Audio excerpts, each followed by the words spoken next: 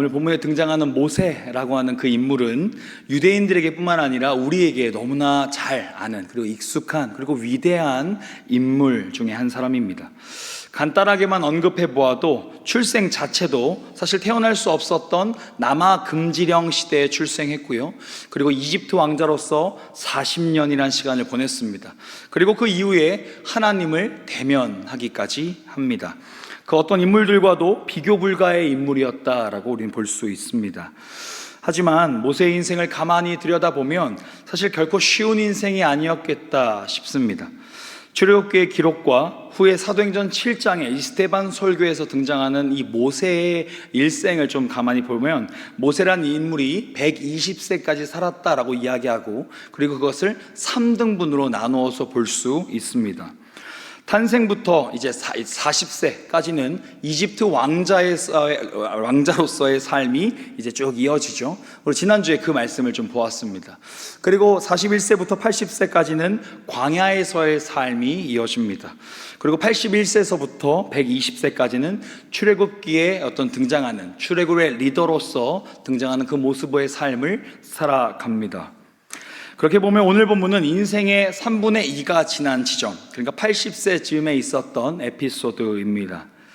출애굽기 3장에서부터 오늘의 이야기가 시작됩니다. 쭉 이어지는 이 본문 가운데 광야에서 80세를 마주했던 이 모세는 이제 하나님의 부르심을 입고 타지 않은 떨기나무 앞으로 가서 이 하나님의 소명을 받게 됩니다.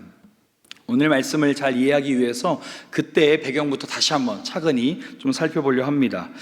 창세기 출애굽기 3장 10절의 말씀을 보면 가장 먼저 하나님께서 모세에게 비전 또는 이 사명을 허락하시는데요. 3장 10절에 보니까 이제 내가 너를 바로에게 보내어 너에게 내 백성 이스라엘 자손을 애굽에서 인도하여 내게 하리라 라고 하나님 말씀하십니다. 이 비전과 사명을 들은 모세는 이렇게 반응하죠. 11절에 보니까요, 모세가 하나님께 아뢰되 내가 누구이기에 바로에게 가며 이스라엘 자손을 애굽에서 인도하여 내리이까. 내가 뭐라고 애굽에 간단 말입니까? 나는 리더가 아닙니다. 내가 누군지 아십니까, 하나님? 이라고 하는 어떤 반문을 하고 있는 거죠. 사명을 거부한 겁니다. 그러나 하나님은 포기하지 않고 두 번째 콜링을 하시는데요, 그 다음 절에 12절에 보니까 하나님이 이르시되 내가 반드시 너와 함께 있으리라. 내가 그 백성을 애굽에서 인도하여 낸 후에 너희가 이 산에서 하나님을 섬기리니 이것이 내가 너를 보낸 증거니라 라고 하나님 말씀하십니다. 그런데 모세는 또 거부합니다. 4장 1절에 보니까 모세가 대답하여 이르되 그러나 그들이 나를 믿지 아니하며 내 말을 듣지 아니하고 이르기를 여호와께서 너에게 나타나지 아니하셨다 하리이다 라고 거부합니다.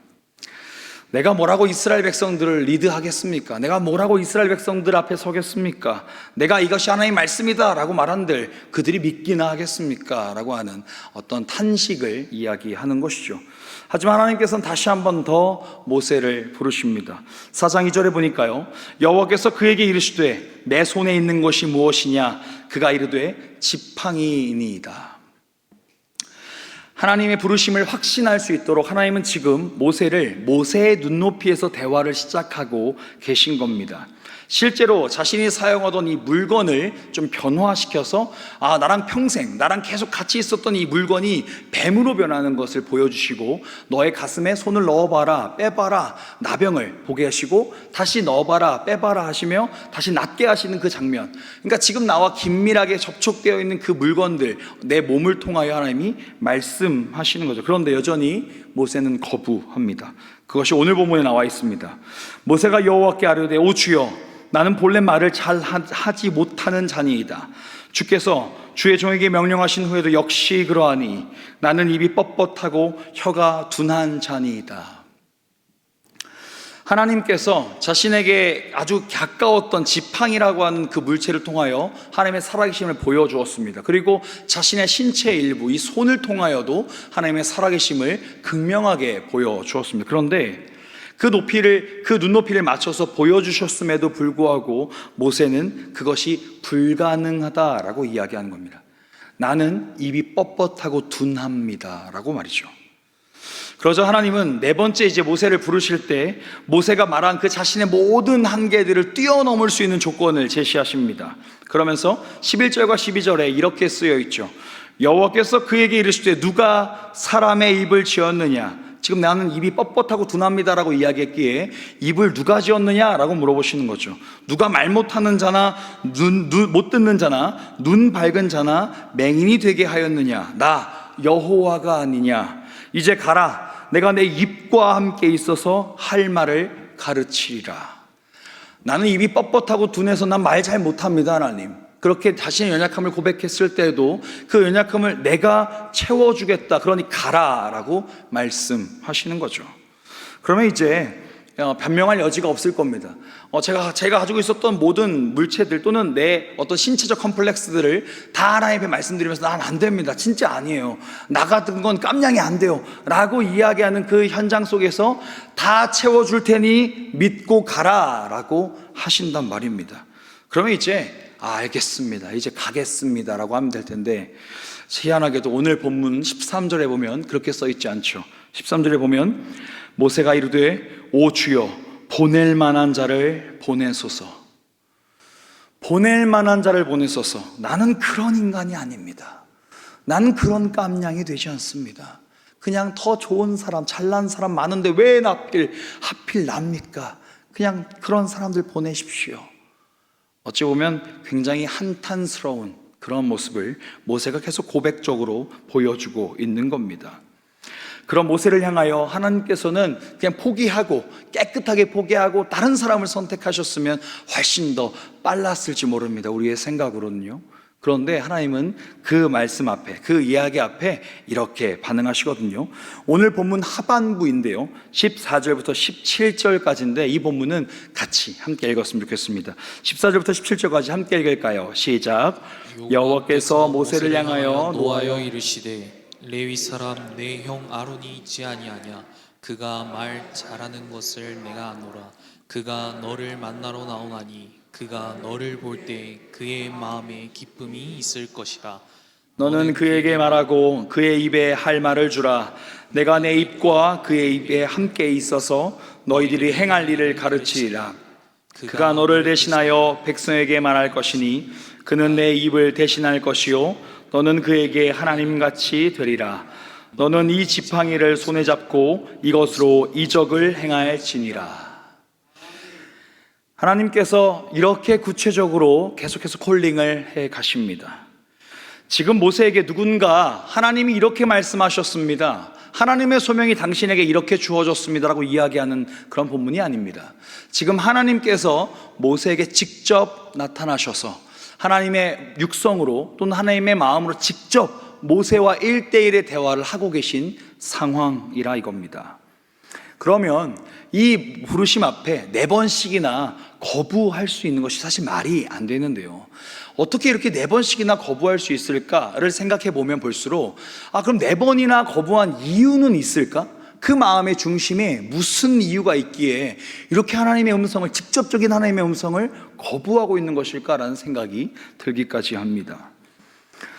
그런데 초반부에 설명했던 것처럼 모세의 인생을 천천히 살펴보면 모세는 충분히 그럴 만한 사람이었다는 걸 우리가 보게 됩니다.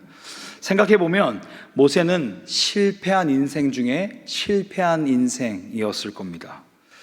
처음 40년은 이집트 왕자로 너무 멋있고 어떤 좋은 옷, 좋은 교육, 좋은 음식, 좋은 취미를 가지고 40년 동안 떵떵거리며 살았던 것처럼 이렇게 느껴집니다. 그런데 말씀을 읽다 보면 조금 이상한 구절이 등장하거든요.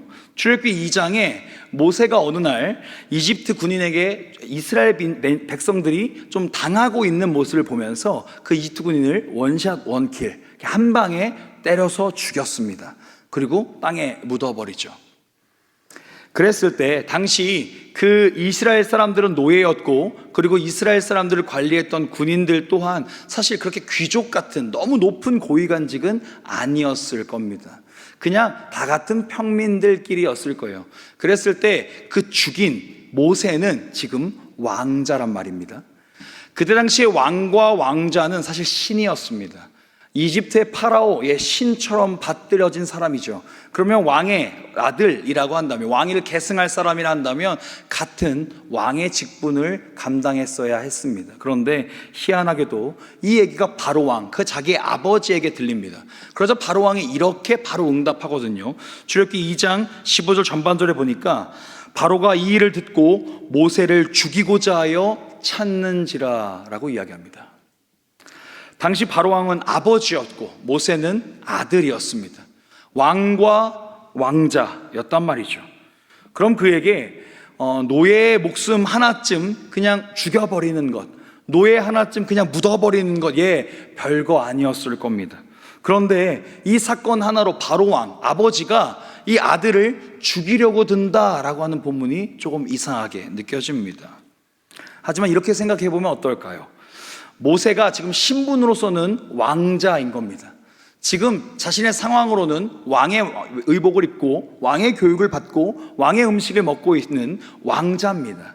그런데요, 이미 그의 존재가 어디서부터 굴러들어온 인간인지를 다 알고 있는 겁니다. 미천한 신분인데 그저 바로 왕의 딸이 구해줘서 죽임을 당했어야 마땅한 인간인데 그 바로 왕의 딸 때문에 저 인간이 왕자의 행세를 하고 있는 거야 라고 모든 왕궁의 안에 있는 모든 사람들이 그것을 알고 있다고 한번 생각해 보면 어떨까요? 그러면 모세는 40년 동안 왕복을 입고 있다 할지라도 차별지옥, 아주 최악의 어떤 여러 가지 멸시와 눈치와 비교 속에서 살 수밖에 없는 아주 고된 40년을 보냈다라는 이야기가 됩니다. 이집트 왕, 그리고 모든 왕자들, 그리고 왕궁에 있는 모든 황실 사람들은 그 모세를 언젠가는 내쫓고 싶어서 언젠가는 죽여야겠다, 언젠가는 저 사람을 없애야겠다라고 생각하면서 시시탐탐 노리고 있다. 그 노림을 이집트 왕자로서 알고 지냈다라고 한다면 모세의 마음은 얼마나 힘들었을까요? 40년간의 차별지옥, 40년간의 눈치지옥에서 살다가 결국 광야로 도망 나왔지만 광야는 또 어떤 곳입니까? 아무것도 없는 황무지 같은 곳이란 말이죠. 지금까지는 때가 되면 밥을 주고 옷을 입혀주고 씻겨주고 교육을 해주고 내가 좋아하는 취미를 선택적으로 할 수 있었다면 광야라고 하는 땅은 내가 무엇을 구하려 해도 내 마음대로 구할 수 없는 황무지가 되었던 겁니다. 그러니까 우리가 상상할 수 없을 만큼 지금 모세의 마음은 태어나서부터 이 광야의 삶을 마치는 80세까지 정말 혼돈 속에서, 그리고 우울감, 절망감, 실패감, 그 말대로 그 모든 것에 쩔어 있는 인생일 수밖에 없었을 것입니다. 그러니 하나님께서 4번씩이나 직접 콜링하셨음에도 불구하고 내까짓게 뭔데 나를 부르십니까? 나는 그런 사람이 아닙니다. 나는 그걸 할 수가 없습니다. 그냥 다른 사람이나 보내십시오 라고 이야기한 건 아닐까요? 사실 이 반응이 당연한 반응은 아니었을까 싶습니다. 그런데 여기서 중요한 것은 하나님도 이미 모세의 마음을 아셨을 겁니다. 아니, 아셨습니다. 왜냐하면 하나님이시니까요. 그래서 이렇게 해보면 어떻겠니? 그래도 저렇게 하면 어떻겠니? 내가 이렇게까지 준비해주면 어떻겠니? 같이 가볼래? 라고 4번씩이나 콜링하고 계셨던 겁니다. 그러다가 마지막으로 출애굽기 4장 14절에 보면 노하시며 라고 하는 표현이 등장합니다. 그런데 여기서 노하시다 라고 하는 표현이요, 야, 너 도대체 언제까지 그럴래? 언제까지 말 안 들을래? 라고 하는 화내시며 라는 뜻이 아닙니다. 그 원어를 보니까 오히려 포기하지 않으심, 그리고 굳게 붙들어 주심이라고 하는 의미가 담겨 있습니다.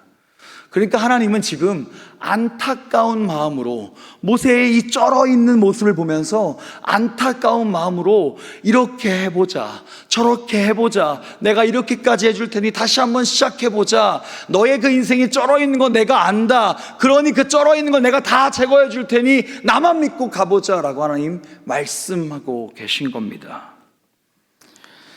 그랬을 때 모세는 그 4번씩의 콜링을 받아들이지 못하고 내 마음에 쩔어 있는 것에 심취해 있다가 이 마지막 부르심을 듣고 이제부터 기세가 바뀌게 등장합니다.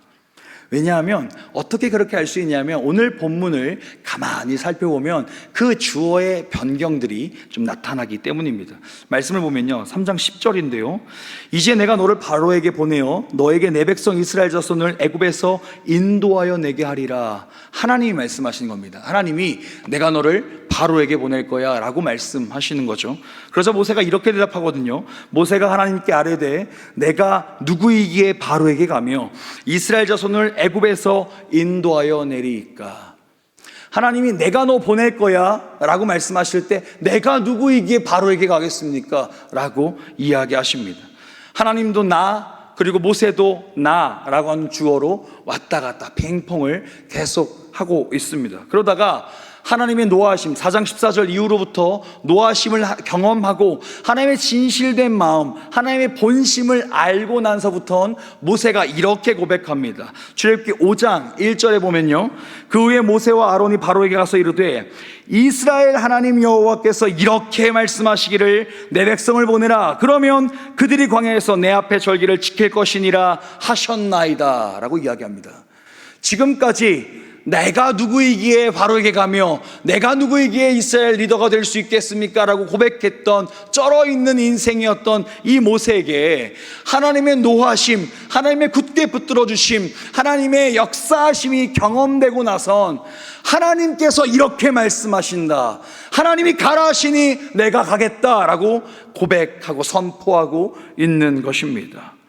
사랑하는 불양기교회 성도 여러분, 우리는 어떤 행동이, 또한 어떤 사고가, 또 어떤 문화 같은 것들이요, 습관으로 또는 일상으로 사로잡히기까지 사실 짧게는 3주, 길게는 3개월 정도의 시간이 걸린다고 잘 알고 있습니다. 신약 성경에서도 성전 미문 앞에 앉아서 구걸을 하던 38년 된 병자를 생각해 보세요. 그 38년 된 명자도 그곳에서 모든 걸 포기하고 살았던 사람이란 말입니다. 그냥 나는 일어날 수 없어요, 일어날 가능성을 나는 이제 꿈꾸지 않아요, 그렇게 포기하며 살았던 사람이요. 그런 사람이 사실 38년밖에 되지 않은 겁니다. 그럼 모세는 지금 80년 동안 지옥 속에 살면서 80년 동안 포기할 수밖에 없는 상황을 경험하면서 80년 동안 가능성이라고는 없구나라고 처절하게 깨달으면서 살아왔던 인생이 하나님의 말씀 단 한 번만으로 바뀌었다라는 것입니다. 하나님과의 만남으로 말미암아 바뀌었다라는 것이죠. 그것도 조금 바뀐 게 아니라 180도 바뀌었다라는 것입니다. 그랬을 때 이 성경에서 이야기하고 있는 거예요. 3장, 4장, 5장, 채 한 장도 넘어가기 전에 모세는 이제 내가 라고 하는 주어를 하나님이라고 하는 주어로 바꾸어서 이스라엘 수백만 명의 인물들을, 그 모든 사람들을 이끄는 이스라엘 공동체의 리더가 되었다는 건 지금 우리에게 하나님께서 말씀하고자 하는 것이 있다라는 것입니다. 하나님이 쩔어있는 인생을 생명력이 넘치고 차고 넘치는 충만함의 인생으로 바꾸시는 하나님이 성경에 쓰여 있다라고 하는 것은 그 하나님이 오늘 우리의 하나님이시다라고 하는 걸 성경이 우리에게 증언하고 있는 것입니다. 오늘 설교 제목을 하나님의 부르심, 타지 않는 떨기나무라고 정했습니다. 이미 떨기나무라고 하는 존재 자체가 사실 오늘 결론을 상징적으로 갖고 있겠다라고 생각을 했습니다. 떨기나무라는 것이 그냥 광야 한복판에서 그냥 무성한 잎을 가지고 있는 초록초록한 그런 나무가 아니라 그냥 덩쿨 같은 겁니다. 그냥 흙덩쿨, 칡덩쿨 이런 것처럼 그냥 보잘것없는 것이요, 그냥 흔한 것이요, 그냥 연약한 그런 것이죠. 그런 것에 오늘 말씀 가운데, 이전의 말씀 가운데 타지 않는 떨기나무, 그러니까 활활 타오르는 불과 메마른 떨기나무가 함께 있는 형상을 하나님이 보여주셨다는 건 사실 이미 하나님은 지금 모세의 심정이 이 떨기나무와 같이 비리비리하고 아무런 보잘것 없으며 능력도 생명력도 없는 그저 죽어가는 존재라는 것을 우리 하나님은 이미 아셨던 것입니다.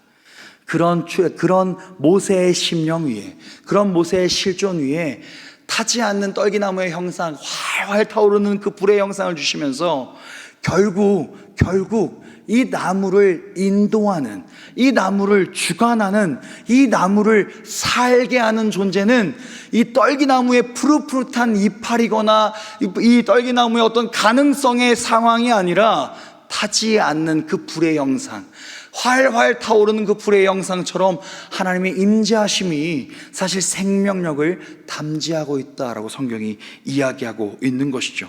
그랬을 때 이미 그 강력한 생명력을 우리 하나님은 보여주신 것입니다.